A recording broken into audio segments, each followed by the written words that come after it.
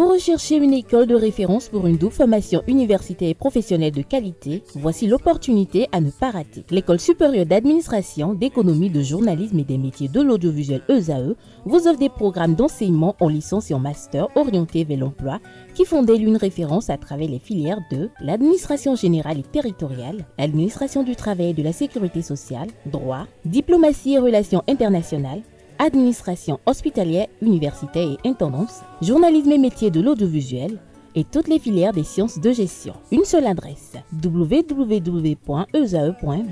Rendez-vous dès maintenant sur nos campus ESAE Bedjromende au numéro 90 93 65 21 ou au numéro 98 98 14 00. Paracourt sur le numéro 52 46 12 12. Aboumé-Calavi au numéro 52 88 44 44. Akpaka au numéro 52 88 33 33. ESAE, l'excellence à un nom.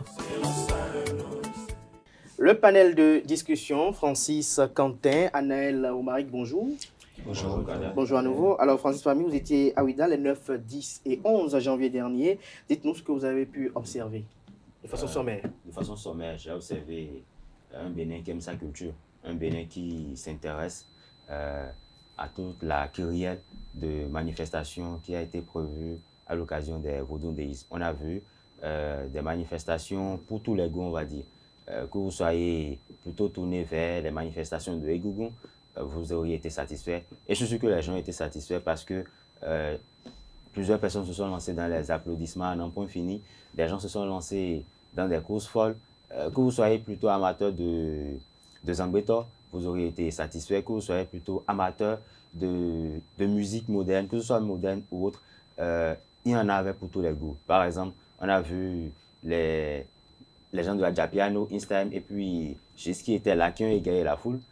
Toutes les manifestations qui ont été prévues et qui ont été animées ont été bien accueillies, bien reçues par les Béninois et même les touristes venus d'ailleurs. Donc c'était une belle réussite. C'est une belle réussite aussi pour vous, Anaël Dou? Oui, cette première édition officielle.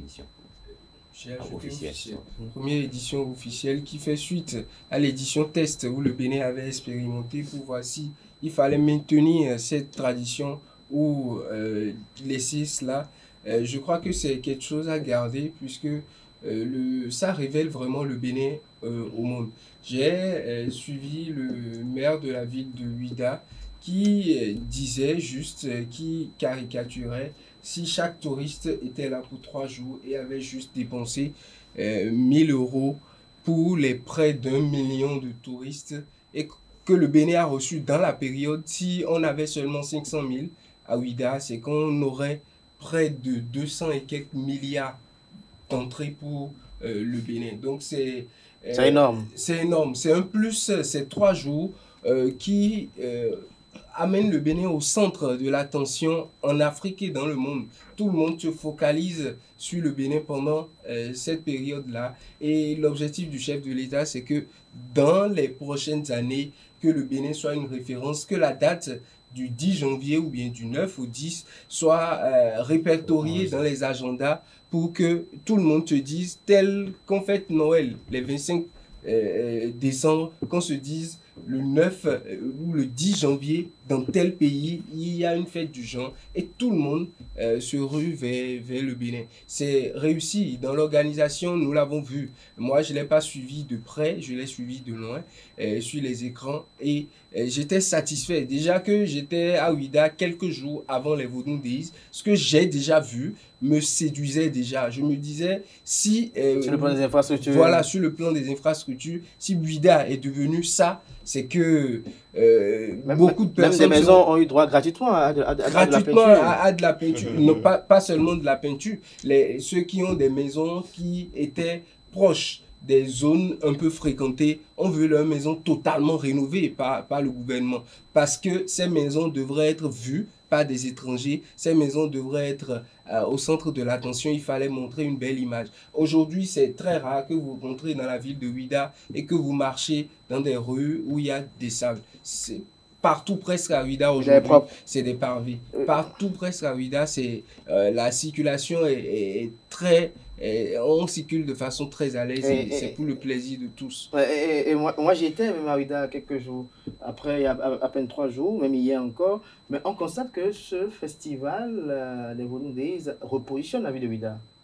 Justement, Abdelkader, c'est ce côté de la chose que je veux vraiment aborder. Parce que au-delà du fait que voilà, ça révèle le Bénin, cette organisation révèle le Bénin, autrement les gens vont pouvoir démystifier le Bénin du fait que voilà, on pense que le Bénin c'est seulement le vaudou et tout.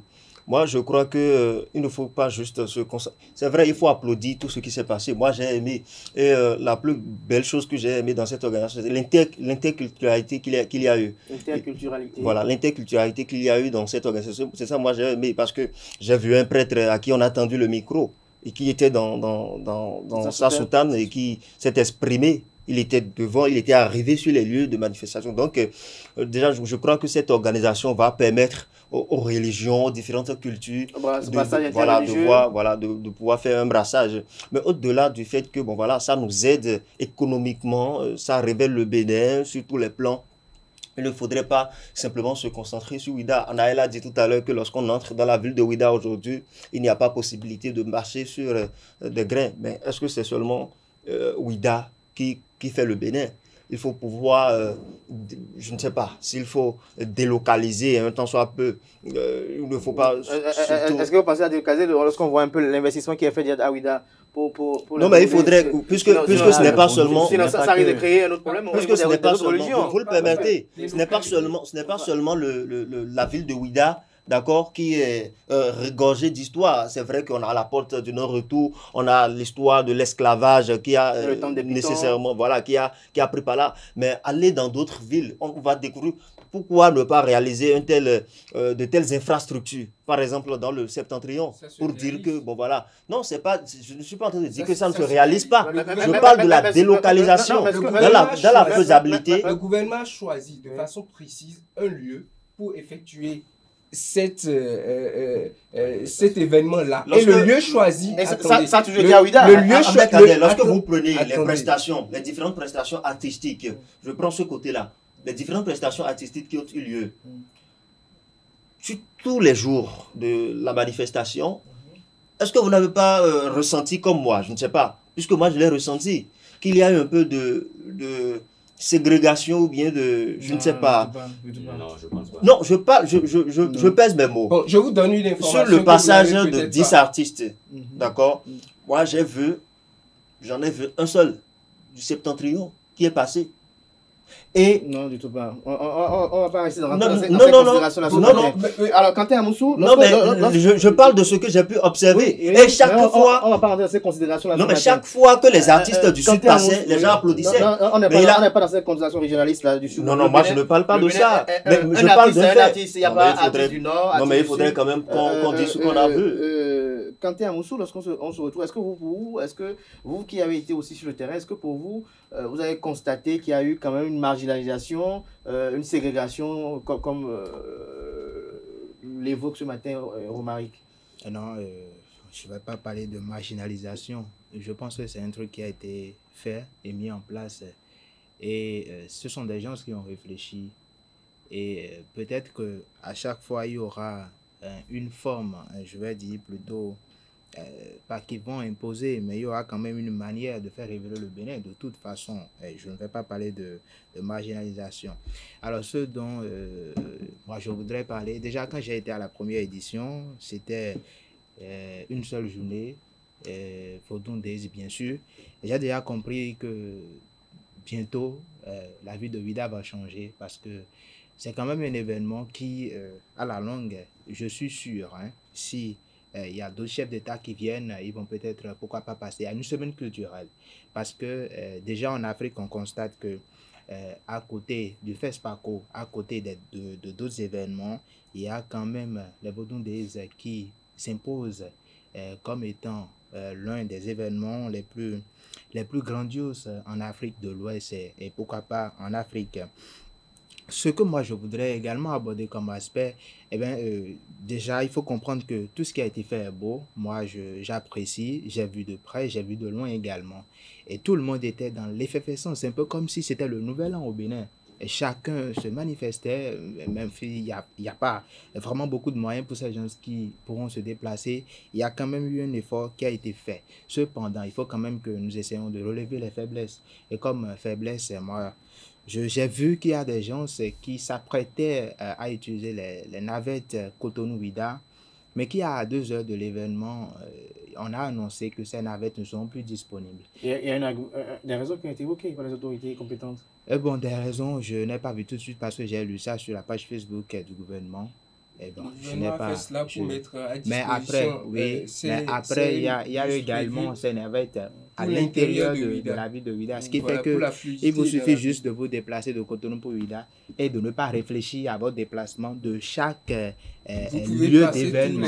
Voilà, de chaque site.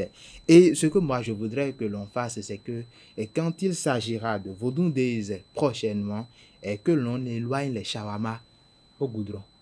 Les shawarma peuvent rester au goudron. Nous allons faire la promotion des adoués. Enfin, les nourritures de chez nous, les bomiwa, ce n'est pas une manière d'imposer à ceux qui viennent de l'extérieur, mais de leur faire comprendre que quand on vient, au cours de cette période-là, c'est telle chose qu'on mange. C'est telle chose, les mets locaux, voilà. Les boissons, la béninoise, c'est de chez nous, oui, mais on éloigne un peu du site et puis on met des tchakbalo, on met des attends, pourquoi pas, de bonnes boissons, vin de palme, et ben voilà. Et ça pourra beaucoup plus agrémenter la de mil, la bouillie de sorgho. Voilà, ce qui est sûr, ce que moi je vois dans les années à venir, c'est un Bénin, je ne sais pas où là, je suis là, même si c'est quand même ensemble. Ce que je vois, c'est que c'est un Vodou Days, c'est un Bénin qui, dans quelques temps, sera beaucoup plus révélé. Je pense que ce mot n'a pas été mal choisi par le président.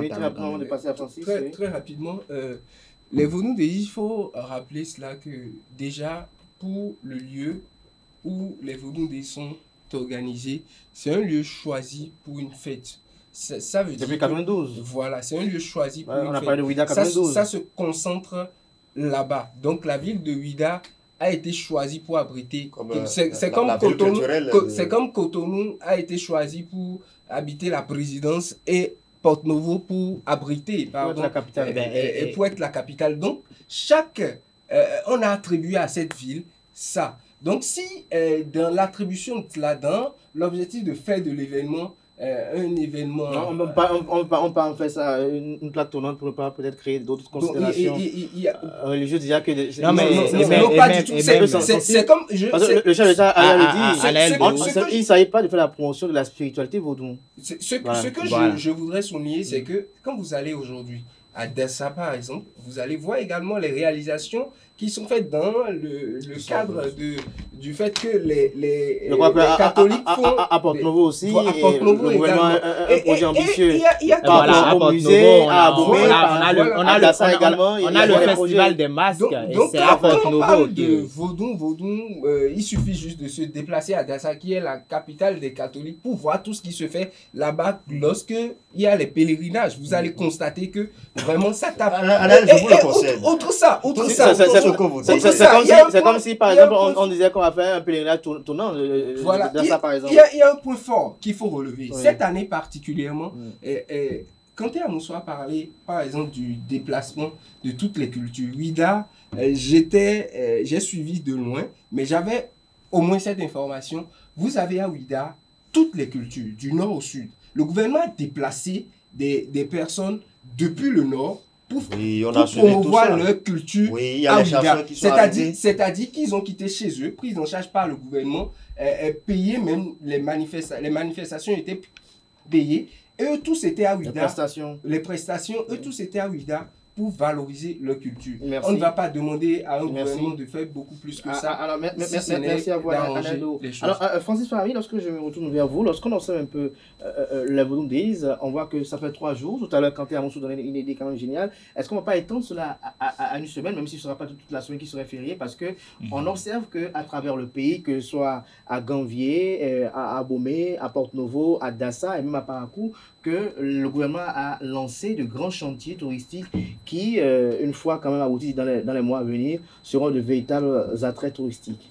Je pense que avec le temps, on va même finir par en arriver là. Parce que même quand on y était, on a entendu des Béninois qui ont dit, bon, que là on était même déjà le 10, parce que c'est réellement, à mon avis en tout cas, c'est réellement le disque que les manifestations ont réellement commencé. Donc, on a entendu plusieurs Béninois et même des touristes se disent, bon, vu comment c'est parti maintenant, d'ici demain, on va encore finir et puis retourner dans nos tratras. Mais le problème réel, bon, Djesugo a parlé du fait qu'on essaie de délocaliser. Je pense que maintenir les Vodou Days là, c'est même un endroit stratégique parce que quand on parle de festival des masques, on sait que c'est Porte-Novo. Quand on parle de la Gani, on sait que c'est le Nord. Donc, je pense que chaque localité est en train d'avoir...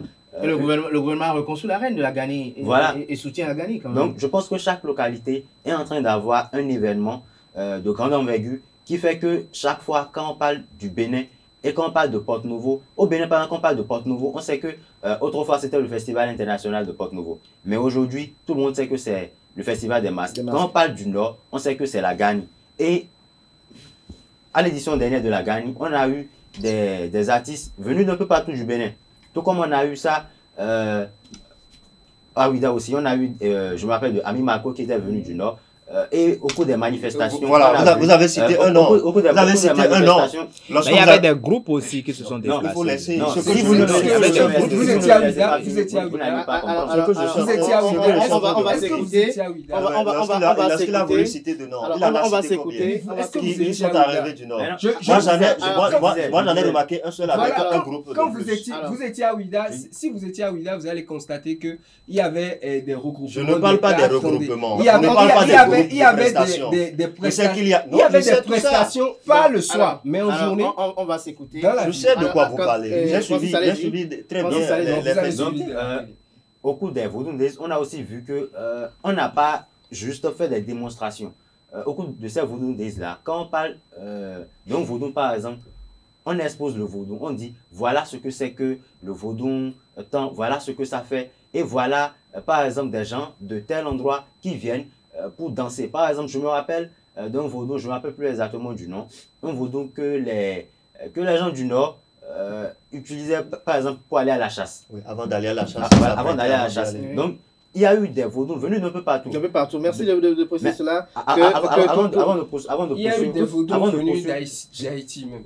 Justement, c'est ce que je suis en train d'aborder parce que le vaudou, ce n'est pas que le Bénin. Le vaudou, c'est on a vu des délégations haïtiennes, brésiliennes. Voilà, il y en a même eu des gens venus de d'autres pays également pour voir le vaudou. Au Mali, on a constaté qu'avec ce festival, beaucoup d'étrangers ont foulé le territoire national béninois. Tout à l'heure, Anaël l'a évoqué dans son argumentaire que le maire de la ville de Ouida a décrit un peu ce que cela peut représenter comme gain sur le plan économique pour le pays. Lorsque l'on sait que le régime actuel a pour ambition de faire du tourisme un levier de développement pour le pays, est-ce qu'on peut continuer à encourager l'effectivité de cette célébration-là? Non, mais toutes les organisations culturelles ont toujours permis au pays, au Bénin, de quand même faire des chiffres. Parce que, des chiffres à la hauteur des Vodou Days? Oui. Lorsque vous prenez, bon, je ne vais pas dire des chiffres à la hauteur des Vodou Days, mais lorsque vous prenez le festival des masques, des gens sont arrivés de l'extérieur. Comme les Vodou Days? Pas comme les Vodou Days. Oui, mais... Encore que les Vodou Days, lorsque moi je lis... Non, mais je ne suis pas en train de comparer. Lorsque moi je lis les chiffres officiels que le gouvernement a sortis par rapport aux participants, moi je me dis que c'est insuffisant pour toute la communication qu'il y a eu. Le gouvernement a donné combien? Ils ont parlé de 435 000 participants sur 3 jours. Moi je vois que c'est insuffisant. Pour toutes... vous avez espéré combien? Moi je me suis dit que bon voilà, ils vont se retrouver peut-être dans les 700 000, dans les 800 000. Encore que ces chiffres, à mon avis. Moi, à mon avis, c'est ça, je disais. On est à la deuxième édition. J'étais en train de dire, Francis, on est en train de faire le festival. Je ne suis pas en train de critiquer seulement. Non, justement, il faut qu'on fasse des actions gratuites. J'étais en train de dire, Francis, que 435 000 francs, chiffre officiel, sorti par le gouvernement. 1000 personnes, pas francs. Moi, je me suis dit que... Ce n'est pas bien compté. À la deuxième édition pour une première édition officielle. Non, mais excusez-moi, ce que je suis en train de dire, il faut qu'on se comprenne. C'est pas bien compté pour vous, c'est ça? Pour moi, c'est qu'ils n'ont pas bien dénombré. Parce que pour ce qu'on a compté, tout simplement, ils n'ont pas pu tout compter. Parce que 435 000 francs pour tout ce qu'on a vu, pour toute la communication. Francs, personne. J'aime beaucoup l'argent. Alors, Kanté Amoussou, pour conclure, comment vous avez vu le chef de l'État au cours de ces participations? J'ai d'abord aimé cette tenue. Franchement, je pense qu'il devait commencer, ou du moins continuer par n'avait pas porté cette tenue. Il était très beau dans son ensemble. Ça, il faut ces différents ensemble. Et ces différences ensemble. Et ce qui m'a même étonné, parce que moi, je me disais, bon, voilà, le chef de l'État, Patrice Talon, il viendra sur 2 jours. Mais il était là les 3 jours. Je n'ai pas compris. Je me suis dit, mais le gars ne se fatigue pas ou quoi? Non, attendez, il pouvait se décider de rester à la maison pour il est resté éveillé. Il était là. Et puis non seulement ça, il a suivi les prestations artistiques jusqu'à 2h, 3h du matin, 4h, 5h du matin. C'est un chef de l'État ambitieux, ça, il faut l'avouer. C'est aussi une façon de faire de la communication. Certains sont allés à Ouida certains sont allés à Ouida après avoir vu le chef de l'État. Jusqu'à ce que le président est là-bas, c'est que ce qui se passe là-bas, on ne doit pas manquer cela. Ce que moi j'apprécie, je l'ai dit déjà au début, c'est le plan économique. La vision du chef de l'État pour 2026-2027, pour l'ambition du chef de l'État au-delà de 2026. Pour que les gens comprennent autrement les choses. L'ambition du chef de l'État, c'est que les Vodou Days ou une année pour le côté touristique du Bénin rapporte le milliard d'euros. C'est pour ça qu'il a parlé d'1 million de touristes. 1 million de touristes dépensant 1 000 euros comme il a dit. Et donc, remarquons que les Vodou Days particulièrement apportent beaucoup au Bénin. On a vu des compagnies de transport aérien qui ont sorti et qui ont dû affréter des avions pour desservir uniquement Cotonou et étaient à plusieurs vols dans la semaine des Vodou Days.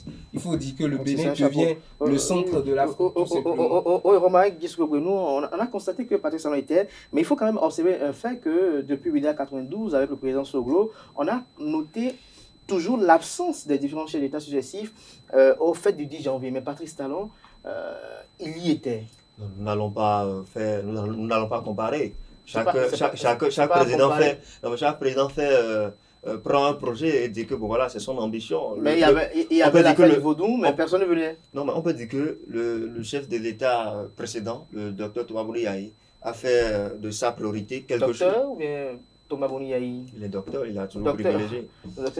Donc vous êtes masterisant, vous aussi. On peut dire qu'il a fait priorité autre chose dans le pays. Je ne vais pas citer, je ne sais pas ce qu'il a fait priorité. Voilà. Mais le président Patrice Talon, il a fait de ses priorités tout ce qui est... Non, on ne peut pas dire que Patrice Talon a priorisé le Vaudou, puisqu'on le voit aussi aller à l'église. Non, on ne me dit pas qu'il... Oui. Je ne suis pas en train de dire qu'il a... Non, mais il était avec toutes les confessions religieuses. Non, mais c'est de l'amour. Le Bénin est d'abord un pays laïque. Donc, le chef de l'État doit être dans la laïcité. Donc il doit être... On aura un temps de parole pour la conclusion, c'est ça? Non, on a de conclure. Ah d'accord, permettez-moi de conclure tout de suite. Là, je dirais que voilà, le chef de l'État Patrice Talon, il faut le voir autrement. D'accord, parlant de tous les secteurs. Et son amour particulier pour la culture, pour tout ce qui est religion. Je ne parle pas de la culture, de nos cultures endogènes. Ce qui est religion, oui. Je parle de tout ce qui est religion. Je parle de tout ce qui est religion. Mais je voudrais inviter, d'accord, les organisateurs, en l'occurrence la DAC qui s'est chargée de l'organisation, voilà, de prioriser tout ce qui est artiste, tous ceux qui sont artistes. Francis Fahmy, allez-y par rapport à Patrice Talon. On est en train de parler de Patrice Talon pour finir. Oui. Pour finir, je dirais que Patrice Talon, nous avons vu un Patrice Talon la critique constructive, pas celle qui... mais c'est des critiques constructives qui embrouillent, oui. Je vais conclure aussi. Oui. Je vais dire tout simplement qu'on a vu un Patrice Talon qui aime toujours les Béninois et qui aime être aux côtés de ses citoyens. Parce qu'à chaque fois, quand on voyait Patrice Talon, on a vu la réaction des Béninois. Et à un moment donné, quand Patrice Talon...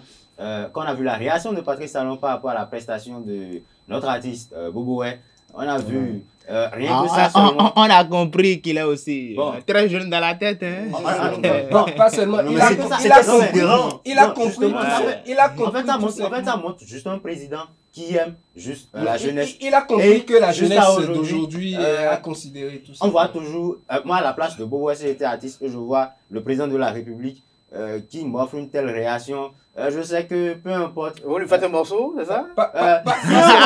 Il va lui dédier tout un album.